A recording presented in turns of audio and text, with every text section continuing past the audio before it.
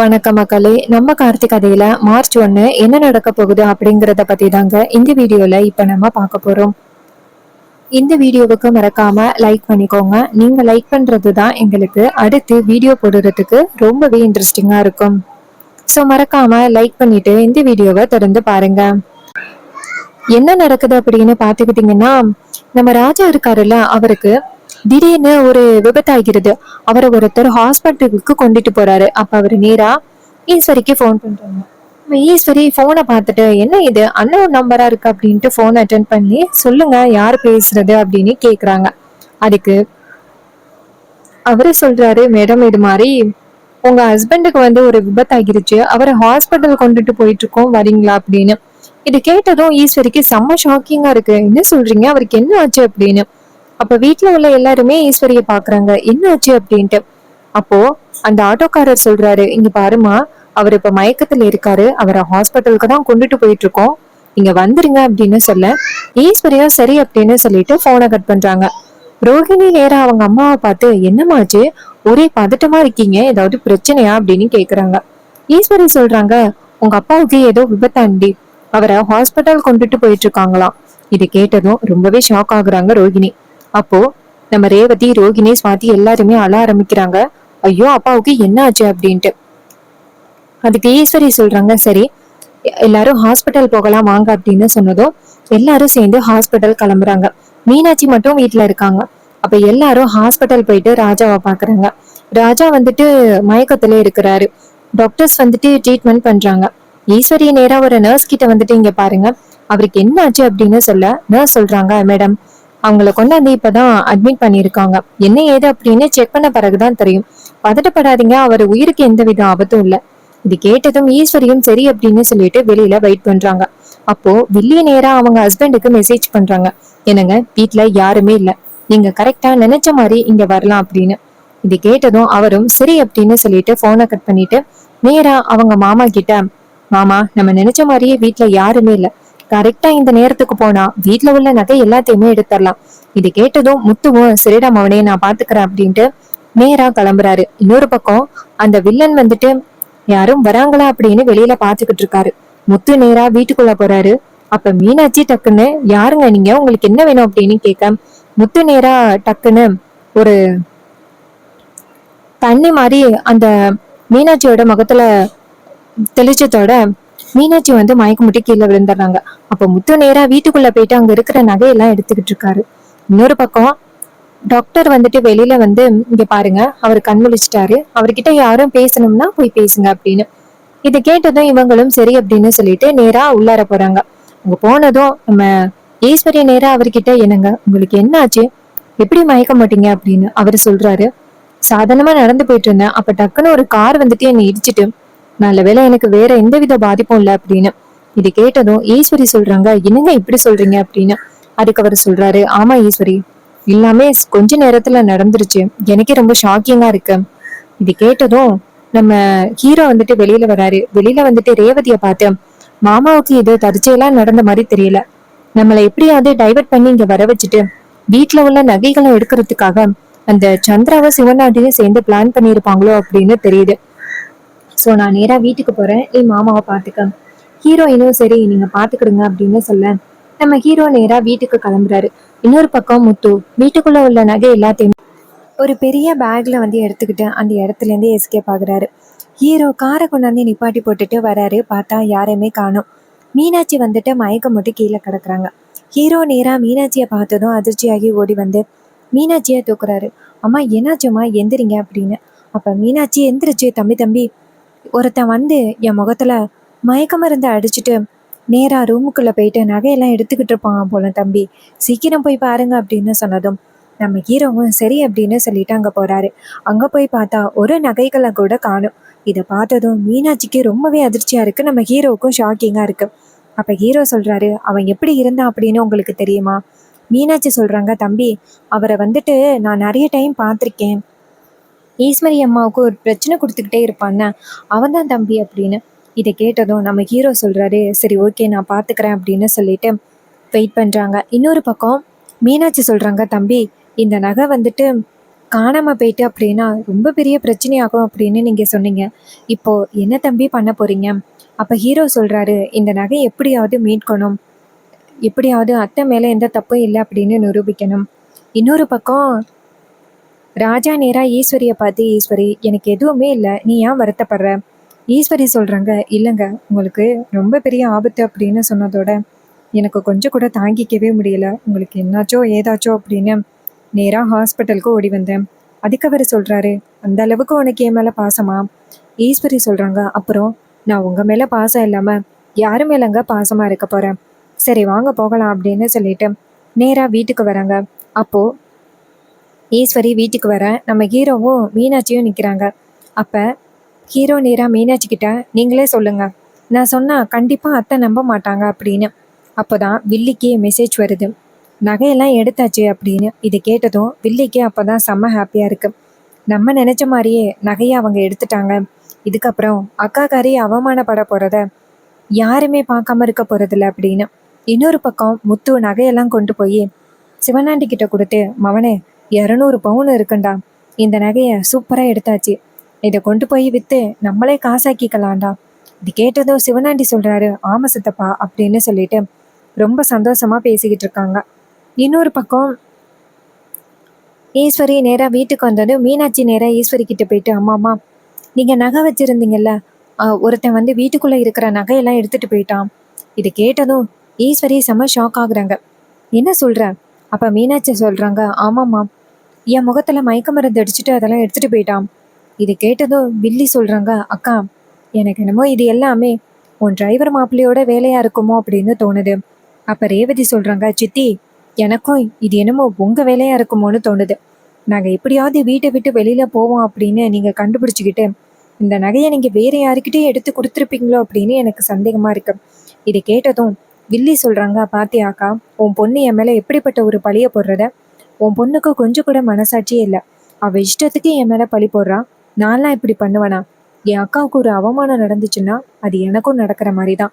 ஆனா இவ எப்படி என் மேல பழி போடுறா பத்தியா அப்படின்னு சொல்லி பேச, அப்போ ஈஸ்வரி சொல்றாங்க, எல்லாரும் ஒரு நிமிஷம் நிப்பாட்டுங்க. இன்னும் கொஞ்ச நேரத்துல ஊர் மக்கள் எல்லாருமே நகை எங்க இருக்கு அப்படின்னு கேட்க வந்துருவாங்க. அதிகாரிகளும் நகையை மீட்கிறதுக்காக வந்துருவாங்க. நான் வேற இன்ஃபார்ம் பண்ணிட்டேன் அவங்க கிட்ட. நான் என்ன பதில் சொல்ல? இந்த நகை எங்க இருக்குன்னு நான் என்ன சொல்ல? அதுதான் எனக்கு தெரியல அப்படின்னு. அதுக்கு வில்லி சொல்றாங்க, அக்கா நீ ஏன்க்கா கவலைப்படுற? வீட்டுக்குள்ள இருந்த நகைய எவனோ திருடிட்டான் அப்படின்னு சொல்லு, இதுல என்ன இருக்கு? அப்ப ஹீரோ சொல்றாரு, இதுக்குதான் அப்பவே நான் சொன்னேன், இந்த நகையை வந்து வீட்டுக்கு கொண்டுட்டு வராதீங்க, இதனால ஏதாவது பிரச்சனையாகும் அப்படின்னு சொன்னேன். கேட்டிங்களா அப்படின்னு. அதுக்கு வில்லி சொல்றாங்க, பாத்தியாக்கா உன் மாப்பிள்ளை பேச்சை கேட்காததுனாலதான் இப்ப நீ இவ்வளவு பெரிய பிரச்சனையில சிக்கிக்கிட்ட அப்படின்னு உன் மாப்பிள்ளை உன்னை குத்தி காட்டி பேசுறான். ஈஸ்வரியை நேரா ஹீரோவை பார்த்து, இங்க பாரு, எனக்கு என்ன பண்ணணும் அப்படிங்கிறது எனக்கு தெரியும். நீ எனக்கு அட்வைஸ் பண்ணணும் அப்படின்னு அவசியமே கிடையாது. அப்ப ஹீரோ சொல்றாரு, இங்க பாருங்கத்த, நான் ஒன்றும் அட்வைஸ் பண்ணலை. ஸோ இப்போதைக்கு இந்த நகையை வந்து எப்படியாவது மீட்கணும், அதுதான் நம்மளுக்கு முதல் வேலை. இதை கேட்டதும் வில்லி நினைக்கிறாங்க, இவன் எப்படியும் இந்த நகையை கண்டுபிடிக்க முடியாது, அதான் நம்ம புருஷன்கிட்ட சொல்லி அந்த நகையை பத்திரமா வச்சுக்க சொல்லிட்டோமே, இனிமே எதுவும் நடக்காது அப்படின்னு சொல்லிட்டு செம்ம ஹாப்பி ஆகுறாங்க. அதுக்கப்புறம் வந்துட்டு நம்ம ஹீரோ என்ன பண்றாருன்னா, நேரா அவங்க அத்தையை பார்த்து, இங்க பாருங்க அத்தை, இன்னும் கொஞ்ச நேரத்துல அதிகாரிங்க வந்துருவாங்க, அவங்க கிட்ட நீங்க கொஞ்சம் டைம் கேளுங்க, சாயந்தரத்துக்குள்ள நகையை கொடுத்துட்றோம் அப்படின்னு. அப்படி பேசிக்கிட்டு இருக்கும் பொழுதே அந்த இடத்துக்கு அதிகாரிங்களும் வந்துடுறாங்க, ஊர் மக்களும் வந்துடுறாங்க. அதிகாரிங்க நேரா ஈஸ்வரியை கூப்பிடுறாங்க, அம்மா உள்ளார இருக்கீங்களா அப்படின்னு. அப்ப ஈஸ்வரி வெளியில வந்துட்டு, வணக்கம் சார் அப்படின்னு. அதிகாரிங்க சொல்றாங்க, மேடம் நேற்று நீங்க ஃபோன் பண்ணி கோவில்ல ஒரு சில நகைகள் கிடைச்சிருக்கு, அதை வந்துட்டு வந்து எடுத்துட்டு போக சொல்லி சொன்னீங்க. ஸோ நீங்க வீட்டில் நகையை வச்சிருக்கிறதா பொதுமக்கள் சொன்னாங்க. ஸோ அந்த நகையை எடுக்கிறதுக்காக தான் வந்திருக்கோம், நகையை எடுத்துட்டு வாங்க அப்படின்னு. இது கேட்டதும் ஈஸ்வரி பயத்துல நிற்கிறாங்க. அப்ப அதிகாரிங்க கேட்குறாங்க, என்ன மேடம் நேற்று நகை வீட்டில் இருக்கு அப்படின்னு சொல்லி வர வச்சிங்க, இப்போ என்ன எதுவுமே பேசாம அமைதியா இருக்கீங்க அப்படின்னு. இது கேட்டதும் ஈஸ்வரி சொல்றாங்க, இங்க பாருங்க, இது மாதிரி என் புருஷனுக்கு ஒரு சின்ன விபத்தாகிருச்சு, அவரை ஹாஸ்பிட்டல் கொண்டுட்டு போனோம். அந்த டயத்துல வீட்டுக்குள்ள இருக்கிற நகைகளை எவனோ ஒருத்தன் வந்து திருடிட்டு போயிட்டான். ஸோ எங்களுக்கு கொஞ்சம் டைம் கொடுத்தீங்க அப்படின்னா நாங்கள் சாயந்தரத்துக்குள்ள அந்த நகை எங்கே இருக்கு அப்படின்னு கண்டுபிடிச்சி நாங்கள் உங்ககிட்ட கண்டிப்பாக கொண்டாந்து கொடுக்குறோம். இதை கேட்டதும் ஊர் மக்கள் சொல்றாங்க, பாத்தீங்களாமா, ஆசை உங்களையும் விடலையா? ஆரம்பத்திலேயே அந்த நகைகள் மேல உங்களுக்கு ஒரு ஈர்ப்பு இருந்துச்சு அப்படிங்கறத எங்களால பார்க்க முடிஞ்சுச்சு. அதே மாதிரி 200 பவுன் நகைகளையும் நீங்க எடுத்துக்கிட்டு இப்ப காணோம் அப்படின்னு சொல்லிட்டு நாடகம் போடுறீங்களா? இங்க பாருங்க, உங்ககிட்ட இல்லாத சொத்தா? நாங்கெல்லாம் எந்த அளவுக்கு கஷ்டப்பட்டுக்கிட்டு இருக்கோம். இந்த நகை எங்களுக்கு கொடுத்தீங்க அப்படின்னா எங்க வீட்டுல உள்ள பல கஷ்டங்கள் தீரும். ஆனா அதை கொடுக்காம உங்களுக்கு வேணும் அப்படிங்கறதுக்காக வீட்டுக்கு எடுத்துட்டு வந்துட்டு இப்ப காணாம போயிட்டு அப்படின்னு சொல்லிட்டு நாடகம் போடுறீங்க. நீங்க பாருங்க ஈஸ்வரியம்மா, அந்த நகை கண்டிப்பா உங்ககிட்டதான் இருக்கு அப்படின்னு தெரியும். காணோம் அப்படின்னு சொல்லிட்டு நீங்க பொய்யா நாடகம் போட்டுக்கிட்டு இருக்கீங்க. அந்த நகையை எடுத்துட்டு வாங்க அப்படின்னு ஈஸ்வரி சொல்றாங்க. ஏன் எல்லாரும் என்ன புரிஞ்சுக்க மாட்டேங்கிறீங்க? எனக்கு நகையில எல்லாம் ஈடுபாடே கிடையாது. அந்த நகை எனக்கு அவசியமும் கிடையாது. அது அதிகாரிங்க கிட்ட ஒப்படைக்கணும், நம்ம ஊருக்கு நல்ல பேரு கிடைக்கணும் அப்படிங்கிறதுக்காக தான் நான் அந்த நகையை பாதுகாப்பா வீட்டுக்கு எடுத்துட்டு வந்தேன். வீட்டுல நகை இருக்கிறது தெரிஞ்சுக்கிட்டு யாரோ அந்த நகைகளை எடுத்துட்டாங்க. சோ அதுக்கு நான் எப்படி பொறுப்பாக முடியும்? இங்க பாருங்க, உங்க எல்லாருக்கிட்டையும் சாயந்தரம் வரைக்கும் டைம் கேட்கிறேன். அந்த நகை எப்படியாவது உங்களுக்கு நான் மீட்டு கொடுத்துருவேன் அப்படின்னு. அப்போ ஊர் மக்கள் சொல்றாங்க, இங்க பாருங்க ஈஸ்வரியம்மா, எங்களுக்கு உங்க மேல நம்பிக்கையே இல்லை. நீங்க வந்துட்டு நகைய வேணுக்கும்னே எடுத்திருக்கீங்க அப்படின்னு தோணுது. சோ நீங்க என்ன சொன்னாலும் நாங்க கேட்க மாட்டோம். அதிகாரிங்க கிட்ட இங்க பாருங்க சார், நேத்தே சொன்னோம் இந்த நகைய வந்துட்டு கோவில்ல வைக்கலாம் அப்படின்னு சொன்னோம். ஆனா இந்த அம்மா தான் கோவில்ல எல்லாம் வைக்க வேணாம், எங்க வீட்டுல வச்சாதான் பாதுகாப்பா இருக்கும் அப்படின்னு சொல்லி வீட்டுக்கு எடுத்துட்டு போனாங்க. இப்போ வீட்டுக்கு எடுத்துட்டு போன அடுத்த செகண்ட் காணாம போயிட்டு அப்படின்னு சொல்றாங்க. சோ எங்க எல்லாருக்கும் அந்த நகை காணாம போயிருக்கோம் அப்படின்னு தோணல. கண்டிப்பா இவங்க தான் அந்த நகையை ஒளிச்சு வச்சுக்கிட்டு தெரியாத மாதிரி நாடகம் போடுறாங்க.